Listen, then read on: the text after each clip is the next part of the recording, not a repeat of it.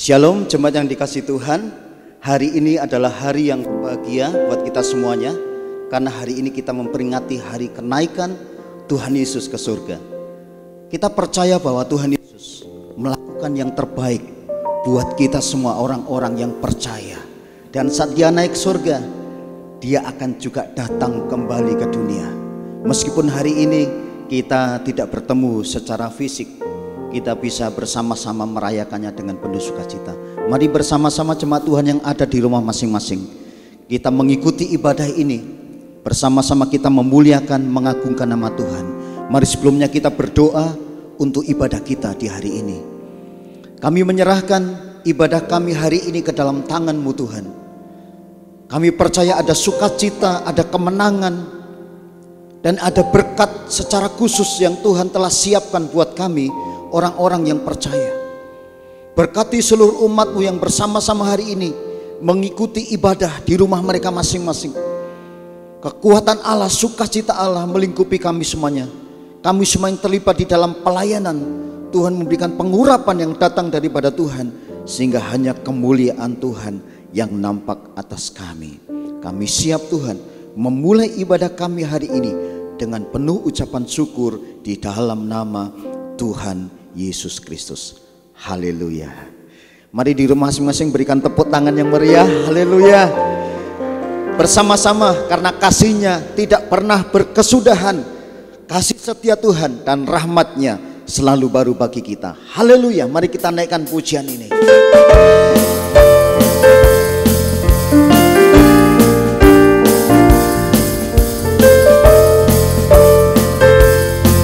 Tiada berkesudahan kasih-Mu Tuhan, tiada berkesudahan kasih setia-Mu Tuhan, selalu baru rahmat-Mu bagiku. Hari berganti hari, tetap kulihat kasih-Mu tak pernah berakhir di hidupku. Tiada berkesudahan, tiada berkesudahan kasih setia-Mu Tuhan, selalu baru rahmat-Mu bagiku. Hari berganti hari, tetap kulihat kasih-Mu tak pernah berakhir di hidupku. Apa saudara? Tuhan Yesus baik, sungguh amat baik, untuk selama-lamanya. Tuhan Yesus baik, Tuhan Yesus baik, Tuhan Yesus baik, sungguh amat baik, untuk selama-lamanya. Tuhan Yesus baik. Dengan penuh sukacita kita tepuk tangan bersama-sama. Haleluya. Segala pujian kemuliaan buat kasih-Mu yang tak pernah berakhir. Haleluya. Tiada berkesudahan kasih setia-Mu Tuhan, selalu baru rahmat-Mu bagiku. Hari berganti hari, tetap kulihat kasih-Mu tak pernah berakhir di hidupku. Oh, Tuhan Yesus baik, sungguh amat baik, untuk selama-lamanya. Tuhan Yesus baik, Tuhan Yesus, Tuhan Yesus baik, sungguh amat baik, untuk selama-lamanya. Tuhan Yesus baik, Tuhan Yesus, Tuhan Yesus baik, sungguh amat baik, untuk selama-lamanya. Tuhan Yesus baik, Tuhanku baik, Tuhan Yesus baik, sungguh amat baik, untuk selama-lamanya. Tuhan Yesus baik untuk selama-lamanya, dari selama-lamanya sampai selama-lamanya. Tuhan Yesus baik.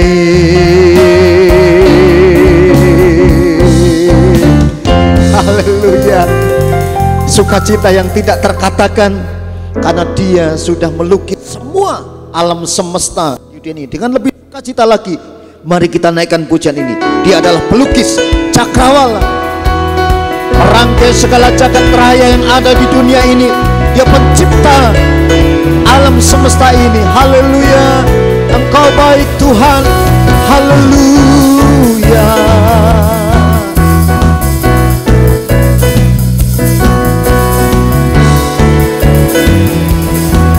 Terima kasih Tuhan. Lukis cakrawala, merangkai jagat raya, pencipta alam semesta, pemilik kehidupan yang sanggup menyelamatkan. Dialah jalan kebenaran. Kami rindukan Tuhan, kami rindukan kuasa lawatan-Mu. Kebangkitan pasti terjadi. Datanglah dan bertata, kuat dan berkuasa, saat hati bersatu menaikkan pujian. Belenggu dipatahkan, mujizat dinyatakan. Katakan bersama-sama, Great is our God.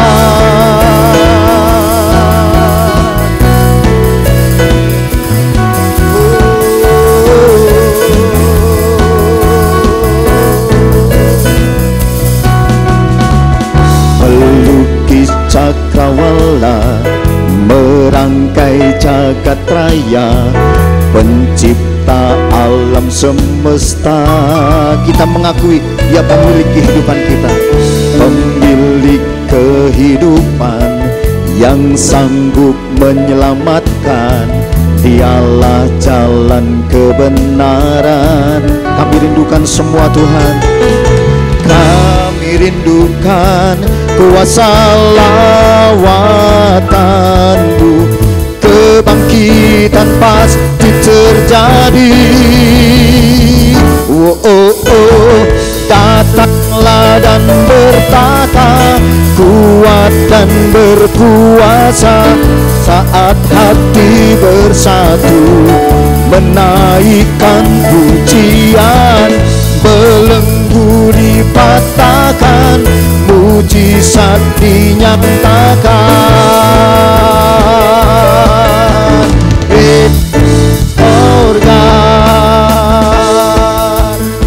Terima kasih Tuhan, Engkau baik bagi kami, Engkau luar biasa bagi kami. Bersama-sama katakan, datanglah dan bertahta di atas setiap pujian kami. Datanglah dan bertahta, kuat dan berkuasa, saat hati bersatu menaikkan pujian. Belenggu dipatahkan, mujizat dinyatakan. Bersama-sama katakan, Great is our God.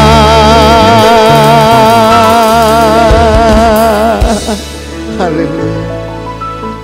Saat kita menyadari Dia pemilik kehidupan kita, maka sukacita yang tidak pernah terkatakan, yang tidak bisa tergantikan dengan apapun yang ada di dalam dunia ini, akan kita rasakan di dalam kehidupan kita. Saudaraku yang dikasihi Tuhan, kebaikan manusia, bahkan saat kita melakukan kebaikan kepada orang lain, masih bisa kita gantikan dengan kebaikan yang dibalas dengan kebaikan cara manusiawi. Namun pada saat Tuhan memberikan segala kebaikannya yang tidak terbatas atas kita, maka ukuran apapun tidak akan dapat menggantikan atau membalas segala kebaikan Tuhan. Rangkaian karya keselamatan Tuhan, mulai dari dia datang ke dunia, dia mati sampai dia naik ke surga, adalah karya agung Tuhan yang layak kita syukuri di dalam hidup ini. Katakan, ku mau selalu bersyukur. Ku mau selalu bersyukur, selalu bersyukur. Kau Tuhan yang setia, yang selalu menopang. Ku mau selalu bersyukur, selalu bersyukur. Kau Bapakku yang setia, ku mau selalu bersyukur. Ku mau selalu bersyukur, selalu bersyukur. Kau Tuhan yang setia, yang selalu menopang. Ku mau selalu bersyukur, selalu bersyukur. Kau Bapakku yang setia.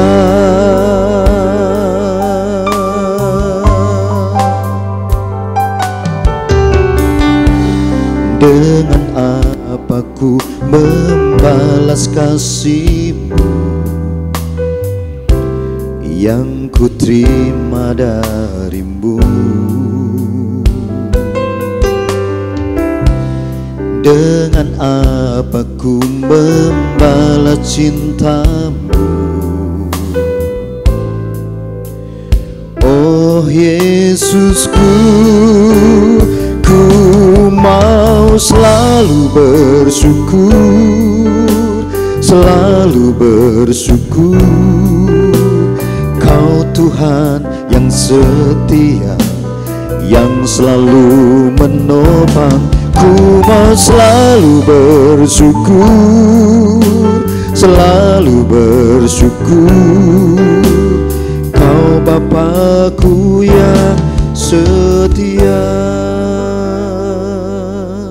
Bersama-sama jemaat Tuhan katakan, ku mau selalu bersyukur, selalu bersyukur.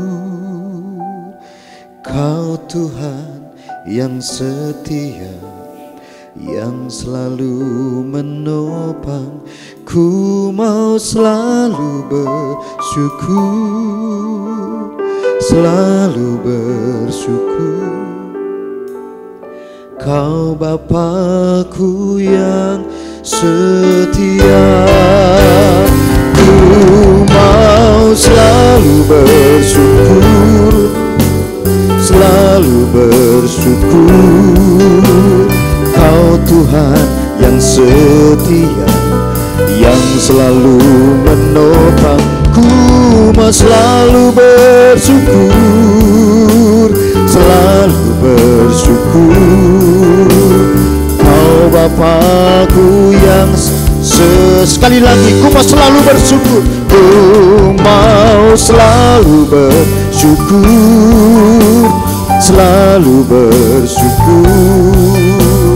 Kau Tuhan yang setia, yang selalu menopang. Ku mau selalu bersyukur, selalu bersyukur. Kau Bapakku yang setia. Kau Bapakku yang setia.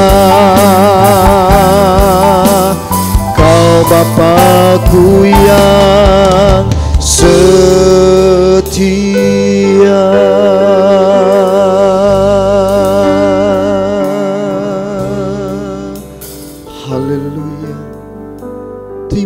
kasih Tuhan, Engkau baik bagi kami.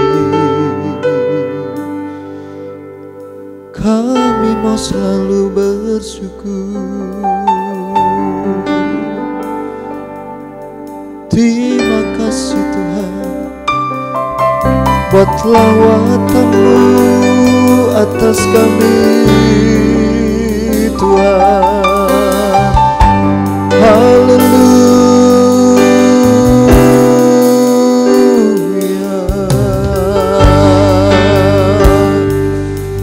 Terpujilah Kau Tuhan yang telah naik ke surga,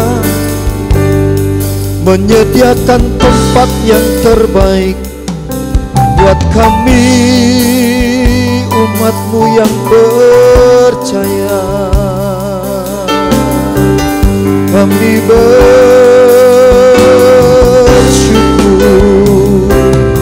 kami bersyukur. Kau Bapa kami, Kau Tuhan kami yang setia. Terima kasih Tuhan, kami sudah memuji dan memuliakan nama Tuhan. Tiba saatnya kami akan ditaburi dengan kebenaran firman Tuhan yang akan menguatkan setiap roh kami. Tuhan, siapkan hati kami sehingga kami akan memastikan supaya benih firman Tuhan itu jatuh di tanah hati kami yang paling subur, sehingga benih firman Tuhan itu bisa bertumbuh, berakar dan berbuah di dalam kehidupan kami. Pengurapan secara khusus atas hamba-Mu yang hari ini Tuhan percayakan untuk menyampaikan kebenaran firman Tuhan, sehingga setiap perkataan yang disampaikan memberkati, menguatkan, menegur setiap kami. Terpujilah nama-Mu. Kami siap terima firman-Mu dengan hati bersyukur di dalam nama Tuhan kami Yesus Kristus. Kita yang siap dengar firman Tuhan katakan amin. Waktu selanjutnya saya berikan pada hamba-Nya yang menyampaikan firman Tuhan. Shalom. Terima kasih pada Tuhan saya ucapkan dan bersyukur karena pada saat perayaan kenaikan ini kita diberi kekuatan dan kesehatan. Bahkan saya percaya setiap saudara yang ada di rumah masing-masing, saudara juga diberi kekuatan, kesehatan dan sukacita yang luar biasa dari Tuhan. Saudara kasih dalam Tuhan, kita telah diberkati dengan puji-pujian dan penyembahan. Saatnya saya dan saudara mendengarkan sebagian firman Tuhan, dan tema kita pada saat ini sesuai dengan hari kenaikan Tuhan Yesus. Kita akan ambil tema makna kenaikan Tuhan Yesus. Saudara, setelah Yesus bangkit dari kematian, Yesus menampakkan dirinya ya dalam Kisah Rasul 1 ayat 3 kepada beberapa orang. Yang pertama kepada wanita di dekat makam, itu Matius pasal 28 ayat 9 sampai 10. Kemudian kepada murid-muridnya, Lukas 24 ayat 36 sampai 43. Dan kepada lebih dari 500 orang lainnya dalam 1 Korintus pasal 15 ayat ke-6. Nah, selama 40 hari sejak kebangkitannya, Yesus mengajarkan kepada murid-muridnya tentang kerajaan Allah. Ya. Yaitu dalam Kisah Rasul ayat 1 sampai pasal 1 ayat sampai 3 tadi, ya, pasal 1 ayat 3. Nah, perhatikan Saudara. 40 hari setelah kebangkitannya, Yesus dan murid-muridnya pergi ke Bukit Zaitun dekat Yerusalem. Di sana Yesus berjanji kepada pengikut-pengikutnya bahwa mereka akan menerima Roh Kudus. Ia menyuruh mereka untuk tetap tinggal di Yerusalem sampai Roh Kudus turun ke atas mereka. Tentu kita bertanya, saudara, mengapa ya dalam Kisah Rasul pasal 1 itu sampai Yesus itu melarang murid-muridnya untuk meninggalkan Yerusalem? Artinya disuruh tetap ada di Yerusalem sampai Roh Kudus dicurahkan. Ya. Itu artinya bahwa Yesus menginginkan murid-muridnya itu sampai pada waktu yang tepat di mana Tuhan akan mencurahkan Roh Kudus ke dalam mereka. Tentu hal ini ada sebuah alasan yang sangat kuat yang harus kita pelajari sampai-sampai Yesus melarang muridnya pergi dari Yerusalem.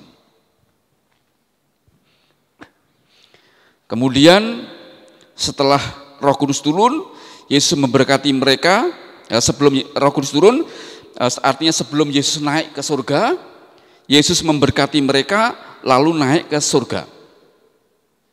Peristiwa kenaikan Yesus ini dikisahkan di Lukas pasal 24 ayat 50 sampai 51 dan Kisah Rasul pasal 1 ayat 9 sampai 11. Sekali lagi kita akan belajar, saudara, ya. Sebelum Yesus terangkat ke surga, dia benar-benar mengingatkan kepada muridnya untuk tidak pergi dari Yerusalem. Saya sangat penasaran ada apa sampai-sampai Yesus melarang sedemikian rupa dan murid-muridnya harus stay, harus tetap tinggal di situ. Karena itu saya ajukan sebuah pertanyaan, saudara. Apa makna terpenting dari peristiwa kenaikan Tuhan Yesus ini, terutama bagi kita umat Tuhan saat ini? Sekali lagi, apa makna terpenting dari peristiwa kenaikan Tuhan Yesus, terutama bagi kita umat Tuhan saat ini, saudara? Ada dua makna. Sesungguhnya ada begitu banyak makna, termasuk dia berkata, ya, aku harus pergi untuk menyediakan tempat bagimu, sebab di rumah Bapakku banyak tempat. Itu bagian dari janji Yesus sebelum dia naik ke surga. Namun di antara janji-janji itu saya hanya mengambil dua makna yang penting, yang relevan dengan hari ini. Karena itu yang pertama perhatikan baik-baik, ya. Yang pertama maknanya, Yesus sudah merasakan bagaimana rasanya menjadi manusia selama 33,5 tahun ada di muka bumi. Yesus sudah merasakan bagaimana menjadi manusia. Ya. Dengan misi Allah ketika dari surga, dia turun sebagai manusia dalam Filipi pasal kedua, ya. Mulai ayat 1 sampai ayat ke-11. Yesus melaksanakan misi Bapa, dia kosongkan dirinya dari pribadi sebagai seorang Allah, sebagai sosok Allah, sebagai hakikat Allah, itu dikosongkan semua, ditinggalkan semuanya, dia turun ke muka bumi, rela menjadi manusia biasa seperti saya dan saudara, ya. Dan tentu sebagai manusia biasa seperti saya dan saudara, Yesus ingin merasakan betul seperti apa menjadi umat Tuhan, seperti apa menjadi manusia biasa.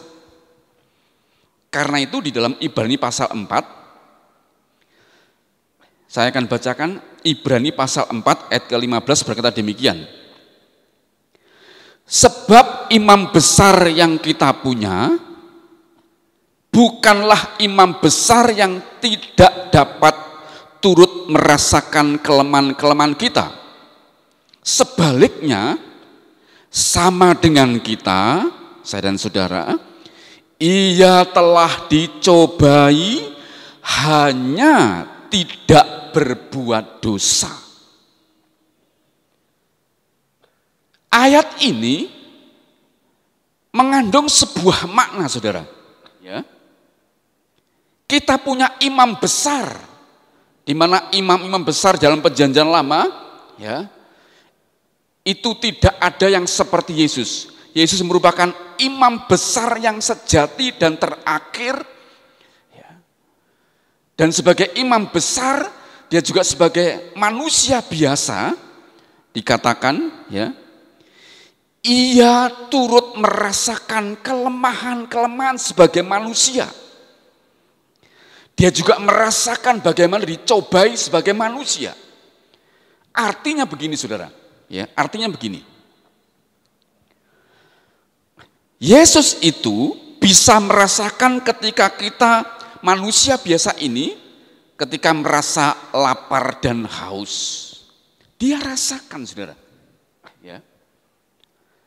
Bayangkan saudara, kalau Yesus bisa merasakan lapar dan haus kita, itu artinya ketika orang percaya seperti saya dan saudara itu ya, kesulitan ya, di dalam hal urusan makan dan minum, Yesus pernah merasakan betapa susah sulitnya manusia. Ya. Juga Yesus merasakan betapa susah payahnya manusia harus bekerja mencari makan. Ketika manusia dikutuk Allah, jatuh dalam dosa, Kejadian pasal 3 ayat 19, di situ katakan, engkau akan mencari makan dengan berpeluh. Ya. Itu artinya bahwa manusia itu akan susah payah untuk memperoleh makan, untuk memperoleh rezeki, untuk memperoleh penghasilan. Manusia harus bersusah payah dengan cara bekerja, membanting tulang, memeras keringat. Nah, di sini Yesus ikut merasakan. Makanya perhatikan baik-baik saudara. Ketika saudara merasakan kesulitan keuangan, kesulitan dalam bekerja, kesulitan dalam usaha, ya, Yesus sudah merasakan. Karena Yesus sudah merasakan, ya, itulah sebabnya perintahnya tadi saudara. Jangan tinggalkan Yerusalem sebelum Roh Kudus turun atas kamu. Nanti bagian kedua kita akan bahas saudara. Yesus juga bisa merasakan ya, betapa menderitanya ketika manusia itu mengalami yang namanya sakit penyakit saudara. Karena itu kalau saudara baca dalam Injil Matius sampai Injil Yohanes, ya, Matius, Markus, Lukas, Yohanes. Ada banyak narasi di situ yang mengkisahkan ya, pelayanan Yesus adalah keliling dari tempat satu ke tempat lainnya, dari desa satu ke desa lainnya, dari kota ke kota. Lihat, dia menjumpai orang-orang yang sakit lalu disembuhkan. Dari situ kita bisa melihat bahwa Yesus sebagai manusia seperti saya dan saudara turut merasakan betapa penderitaan akibat sakit penyakit. Ya. Bahkan hari ini dengan adanya pandemi saudara, ya, kita harus punya iman bahwa Yesus ikut merasakan ketika anak-anak diizinkan menderita karena pandemi ini. Yesus turut merasakan saudara. Perhatikan tekanan saya bagian pertama ini. Yesus turut merasakan apa yang manusia rasakan. Berikutnya, Yesus juga merasakan betapa susahnya manusia itu melawan godaan-godaan, melawan pencobaan-pencobaan. Karena dikatakan tadi, ia juga dicobai, cuman bedanya, ya, kalau manusia waktu dicobai bisa jatuh, Yesus tidak jatuh, ya, tidak berdosa. Kenapa saudara? Karena dalam diri Yesus sebagai manusia biasa, dalam tubuh jasmaninya tidak mengandung yang namanya naluri dosa atau benih dosa. Yesus tidak punya itu, makanya Yesus itu tidak jatuh dalam dosa walaupun dia dicobai. Namun kita sebagai manusia biasa yang mewarisi ya dosa dari Adam, kita memiliki namanya benih dosa. Itulah sebabnya kita juga bisa jatuh dalam dosa karena benih dosa itulah yang membuat kita jatuh. Nah, Yesus merasakan, saudara. Waktu saudara digodai, saudara mengalami pencobaan-pencobaan, Yesus merasakan betapa beratnya melawan pencobaan, melawan godaan-godaan di dunia ini. Yesus turut merasakan. Berikutnya, saudara, ya, Yesus juga merasakan betapa beratnya manusia melawan tipu daya iblis atau setan. Kita ingat dalam Matius pasal 4 mulai ayat 1, saudara, ketika Yesus sudah selesai berpuasa selama 40 hari, Yesus juga dicobai, juga mau ditipu oleh setan atau iblis yang ada di situ. Ya. Iblis begitu pintar memutarbalikkan firman Tuhan. Dia berkata kepada Yesus, bukankah engkau lapar anak Allah? Ubahlah batu itu menjadi roti. Ya. Dicobai lagi Yesus, saudara. Ya. Jatuhkanlah dirimu dari bumbungan bait Allah. Bukankah firman Tuhan berkata, malaikat-malaikatnya akan menatang engkau? Itu menunjukkan bahwa iblis itu menguasai firman dan memutarbalikkannya untuk menipu manusia Yesus. Dari sinilah kita bisa memahami bahwa Yesus itu turut merasakan betapa susah payahnya, betapa menderitanya manusia, umat Tuhan seperti saya dan saudara, ya, ketika menghadapi setan atau iblis mau menipu kita, dan begitu banyak manusia tertipu oleh tipu muslihat iblis dan setan. Banyak anak-anak Tuhan tergelincir imannya karena tertipu oleh iblis. Nah, Yesus ikut merasakan betapa susahnya melawan tipu daya iblis. Berikutnya, saudara, Yesus juga ikut merasakan betapa menderitanya manusia di dalam urusan rumah tangganya. Yesus memang tidak berumah tangga, saudara, tapi pelayanannya, dia menyentuh keluarga-keluarga, karena di sana ada banyak persoalan. Itu artinya Yesus juga merasakan betapa keluarga-keluarga yang terjadi, suami, istri, dan anak itu mengalami pencobaan-pencobaan, mengalami masalah-masalah, mengalami persoalan-persoalan. Yesus ikut merasakan penderitaan dalam keluarga-keluarga. Bahkan dalam seluruh persoalan kita, Yesus ikut merasakan betapa susah payahnya kita hidup di dunia yang sudah dikuasai oleh iblis dan gaya hidup dunia seperti ini. Yesus ikut merasakan. Maka yang pertama ini, saudara,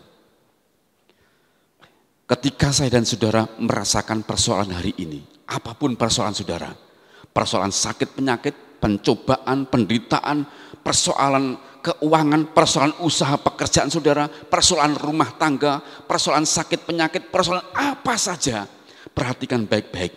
Yesus sudah merasakan di dunia ini sebagai manusia, tepat seperti yang kita rasakan. Walaupun bedanya, Yesus tidak jatuh dalam dosa, hanya itu, saudara.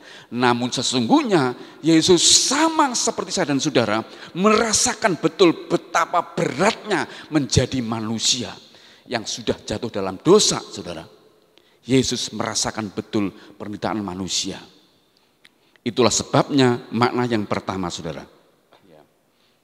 Ketika Yesus sebelum naik ke surga, itu artinya tugas Yesus sebagai manusia biasa di muka bumi itu selesai. Yesus sudah merasakan bagaimana rasanya menjadi manusia selama 33,5 tahun di muka bumi. Itu makna pertama, saudara. Makna yang kedua atau yang terakhir, baik-baik saudara perhatikan.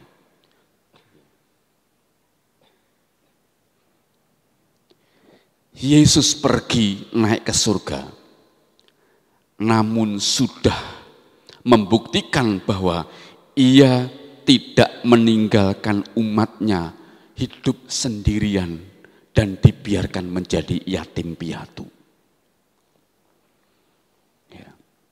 Perhatikan di dalam Injil Yohanes pasal yang ke-14. Firman Tuhan berkata, dan itu digenapi, karena hari ini kita sudah memperingatinya. Injil Yohanes pasal 14 ayat 15 mulai sampai 18. Yesus menjanjikan penghibur. Jikalau kamu mengasihi aku, kamu akan menuruti segala perintahku. Aku akan minta kepada Bapa, dan Ia akan memberikan kepadamu seorang penolong yang lain, supaya Ia menyertai kamu selama-lamanya, yaitu Roh kebenaran. Dunia tidak dapat menerima Dia, sebab dunia tidak melihat Dia dan tidak mengenal Dia. Tetapi kamu mengenal Dia, sebab Ia menyertai kamu dan akan diam di dalam kamu. Perhatikan ayat 18, saudara. Aku tidak akan meninggalkan kamu sebagai yatim piatu. Aku datang kembali kepadamu. Perhatikan, saya ulangi 18. Aku tidak akan meninggalkan kamu sebagai yatim piatu. Aku datang kembali kepadamu. Ya. Itu artinya Yesus mengirimkan penolong yang lain yang diutus oleh Dia, yaitu Roh Kudus. Dan Roh Kuduslah yang membuat orang percaya seperti saya dan saudara tidak lagi menjadi yatim piatu karena pribadi Yesus sudah pergi ke surga. Ya. Itu menjadi lebih baik, saudara. Kenapa? Jika Yesus tetap ada di muka bumi, Yesus itu dibatasi oleh tubuh jasmaninya. Ya. Karena Dia terikat dengan manusianya, saudara. Walaupun Dia waktu mati dan dibangkitkan itu memakai atau menggunakan, ya, atau berubah menjadi tubuh jasmani yang sudah dimuliakan, tubuh kemuliaan, sehingga Dia bisa nembus tembok, namun tetap kehadirannya itu terbatas. Ya. Dia tidak bisa di Yerusalem sekaligus di Yudea, sekaligus di Samaria. Dia tidak bisa, saudara. Dia walaupun bisa menembus tembok dan menjumpai siapa saja, namun Dia tidak bisa maha hadir dalam tubuh manusianya. Nah, dengan Dia naik ke surga lalu Dia kirimkan Roh Kudus inilah yang mengejawantahkan kehadiran Yesus untuk semua umatnya, sehingga Yesus bisa maha hadir bagi setiap manusia. Dan lewat Roh Kuduslah Yesus itu menyatakan penyertaannya. Yesus disebut sebagai Immanuel. Pelaksana Immanuel adalah pribadi rohnya, roh Yesus, yaitu Roh Kudus, menyertai setiap manusia yang percaya kepadanya. Karena itu, untuk bisa merasakan Roh Kudus sebagai penolong, sebagai penghibur, sebagai yang menyertai kita, kita kembali kepada makna yang pertama, di mana Yesus itu sebagai manusia, Dia turut merasakan seluruh persoalan manusia, merasakan penderitaan manusia, merasakan sakit penyakit kita, merasakan kesulitan hidup kita, merasakan kesulitan apa saja dalam hidup kita. Yesus turut merasakan, karena Dia adalah imam besar kita, pengantara kita kepada Bapa. Yesus turut merasakan. Nah, Yesus tidak hanya berhenti turut merasakan saja, namun Yesus akan menyertai setiap orang percaya. Tidak hanya disertai saja, karena kata Roh Kudus yang disebut sebagai penghibur atau parakletos. Nah, kata parakletos itu artinya adalah seseorang yang diutus datang ke dalam hidup kita. Dia berfungsi sebagai pengacara, sebagai pembela, sebagai pendamping, sebagai penolong yang menolong ke dalam hidup kita. Apapun yang kita rasakan, persoalan, pergumulan, kesulitan hidup itu, ya, dia menyertai kita sampai kita mengalami yang namanya kemenangan. Itulah arti kata parakletos, yang tidak hanya diartikan sebagai penghibur, namun sebagai seorang pengacara yang diutus dalam hidup kita untuk menemani kita, menyertai kita, dan apapun kita rasakan dalam persoalan, dialah yang diutus Bapa di surga, diutus Yesus untuk menolong hidup kita dalam segala persoalan-persoalan itu.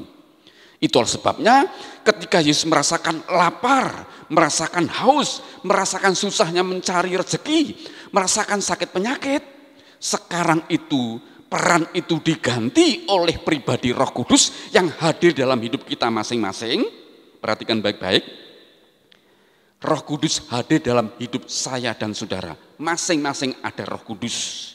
Roh Kudus jumlahnya tidak banyak, namun Roh Kudus itu cuma satu, namun dia maha hadir dalam hidup kita. Roh Kuduslah yang sekarang menggantikan peran Yesus yang sudah merasakan seluruh penderitaan kita. Roh Kuduslah sekarang yang ditugaskan untuk menolong segala penderitaan kita, menolong segala persoalan kita, menolong segala kesulitan hidup kita, menolong segala sakit penyakit kita. Roh Kuduslah yang sekarang ditugaskan untuk menolong kita, saudara. Karena itu, saudara, makna yang kedua ini kita harus tangkap betul-betul, saudara. Karena banyak orang Kristen itu merasakan hidupnya sendiri. Kadang merasa ditinggalkan Tuhan, apalagi pas ada dalam lembah kekelaman. Ada banyak orang yang merasakan ditinggalkan Tuhan, seolah-olah Tuhan tidak mau peduli lagi. Padahal, perhatikan baik-baik, Roh Kudus di dalam perjanjian baru, ketika dimeteraikan dalam hidup orang percaya, kita sah menjadi anaknya. Roh Kudus tidak pernah meninggalkan kita satu detik pun. Pak, tapi kalau kita berdosa gimana? Waktu kita berdosa, kita memang mendukakan Roh Kudus, namun Roh Kudus tidak pergi. Namun Roh Kudus dengan penuh kasih terus akan membisikkan kebenaran dalam batin kita, agar kita mau bertobat, agar kita kembali kepada jalan Tuhan. Itulah Roh Kudus. Jadi Roh Kudus sama sekali tidak pernah meninggalkan saya dan saudara satu detik pun. Perhatikan baik-baik ini, saudara. Bagi saudara yang hari ini menderita sakit, saudara, perhatikan baik-baik. Kalau hari ini saudara sakit, Roh Kudus ada di hidup saudara. Ya. Kalau saudara sedang mengalami kesulitan keuangan karena pekerjaan saudara, hari ini Roh Kudus ada dalam hidup saudara. Dia tidak pernah beranjak dalam hidup saya dan saudara satu detik pun. Berarti setiap hari kita bisa bercakap-cakap dengan Roh Kudus, meminta pertolongannya, meminta jalan keluarnya, meminta kesembuhannya dari Yesus Kristus, meminta pertolongannya apa saja. Roh Kudus itu siap menolong kita. Kuncinya adalah kita mau dipimpin oleh Roh Kudus. Kita punya hubungan yang akrab dengan Roh Kudus. Kita punya keintiman dengan Roh Kudus. Kita punya dialog, punya percakapan dengan Roh Kudus. Kita punya komunikasi dengan Roh Kudus. Itu kuncinya agar kita bisa merasakan bahwa kita ini tidak sendirian. Kita bukan yatim piatu, namun Allah beserta dengan saya dan saudara sampai selama-lamanya. Seperti janjinya, ya, pasal 14 ayat 16 tadi, ya, supaya Ia, yaitu Roh Kudus, menyertai kamu selama-lamanya. Dua makna ini penting di dalam merayakan kenaikan Tuhan Yesus. Ya. Yang pertama, saya ulang secara singkat, sebelum Yesus naik ke surga, Yesus sudah merasakan seluruh kelemahan manusia, seluruh pencobaan manusia, seluruh penderitaan manusia. Yesus sudah merasakan 33,5 tahun. Yang kedua, Yesus tidak hanya merasakan saja kelemahan, pencobaan, penderitaan manusia, namun Dia menolong kita. Dia tidak membiarkan kita menjadi yatim piatu atau sendirian. Itulah sebabnya Dia naik, Dia kirimkan Roh Kudus untuk tinggal dalam hidup kita masing-masing. Roh Kuduslah yang ditugaskan Yesus untuk tidak hanya merasakan penderitaan kesulitan hidup kita, namun sekaligus menolong kita, menghibur kita di kala susah, dan menyelesaikan persoalan-persoalan kita. Persoalannya hanyalah, apakah saudara percaya dengan semua berita firman ini? Kalau saudara percaya, mulai hari ini, sering-seringlah berbicara dengan Roh Kudus, berkomunikasi, berdialog, ya, dialog dengan Roh Kudus setiap hari. Berbicaralah kepada Dia. Percayalah Dia mendengar apapun yang kita katakan, kita rasakan. Dan Roh Kudus kalau melihat kita rendah hati mengandalkan Dia, Roh Kudus pasti menolong kita. Itulah firman yang saya sampaikan buat saudara di hari kenaikan Tuhan Yesus ini. Agar saudara bisa makna ini. Sehingga dalam hidup kita sebagai orang percaya, apalagi di masa sulit, masa pandemi ini, saudara harus kembali kepada firman ini, yaitu Roh Kudus ada dalam hidup saya dan saudara. Untuk ikut merasakan apapun yang kita rasakan, dan ikut menolong apapun yang kita harus ditolong saudara. Karena Roh Kudus adalah rohnya Yesus sendiri. Amin tuh firman Tuhan. Mari saya mengajak saudara semuanya yang di rumah. Apapun persoalan saudara hari ini. Apapun persoalan saudara. Saudara tidak sendirian. Roh Kudus ada bersama dengan saudara. Mari kita berdoa bersama-sama. Kami naikkan syukur bagimu Bapa, yang sudah mengajar kami di hari kenaikan ini. Kami naikkan syukur. Sebelum Yesus naik, Dia sudah merasakan arti menjadi manusia. Dia sudah merasakan seluruh kelemahan manusia. Dia juga merasakan pencobaan-pencobaan yang ada oleh manusia. Walaupun Yesus tidak jatuh dalam dosa, namun Yesus sudah merasakan semua arti menjadi manusia. Dan ketika Dia naik, Dia sudah berjanji tidak membiarkan kami ditinggalkan sebagai yatim piatu. Namun karena Dia merasakan betapa beratnya manusia hidup di dunia ini, itulah sebabnya Dia mengirim Roh Kudus untuk mendampingi kami, menyertai kami, untuk menyelesaikan seluruh persoalan kami. Bahkan menuntun kami untuk hidup dalam kebenaran, sehingga kami tidak hanya ditolong dalam kesulitan, dalam penderitaan, dalam sakit penyakit kami, namun juga Roh Kudus membimbing kami untuk hidup dalam kebenaran demi kebenaran, sehingga membawa kami menjadi pribadi yang mengenal pribadi Yesus lebih dalam dan makin dalam, sampai kami mengalami tingkat kedewasaan rohani, sehingga jalan-jalan kami itu akan dibimbing Roh Kudus sampai ke garis akhir, sehingga kami bisa mengakhiri seluruh hidup kami di dunia ini dengan kemenangan yang gilang gemilang dari Roh Kudus. Sehingga ketika kami bisa menyelesaikan persoalan kami sampai ke garis finish, maka kami menjadi orang-orang yang berbahagia. Kami menerima mahkota kehidupan. Meteraikanlah firman ini dalam hidup kami masing-masing sebagai umat-Mu Tuhan. Dan hari kenaikan ini, karena firman ini menjadi rema buat setiap kami yang mengikutinya Tuhan. Dan mulai hari ini kami tidak boleh bersedih lagi, karena ternyata kami tidak sendirian, kami bukan yatim piatu. Kami memiliki Allah yang setia yang ada dalam hidup kami, yaitu Roh Kudus, rohnya Yesus, untuk tidak hanya merasakan seluruh kesulitan dan penderitaan kami, namun terus akan menolong kami dan memberikan kemenangan. Terima kasih Bapa, terpujilah Engkau. Di dalam dan demi nama-Mu Tuhan Yesus Kristus, kami akan doa dan kami mengucap syukur. Haleluya. Amin. Puji Tuhan saudara. Sekali lagi lewat situasi ini saya mengucapkan diberkatilah saudara semuanya yang merayakan kenaikan Tuhan, dan diberkatilah saudara semuanya yang sadar bahwa Roh Kudus selalu ada dalam hidup kita hari ini sampai selama-lamanya. Sampai jumpa, Tuhan berkati dan shalom.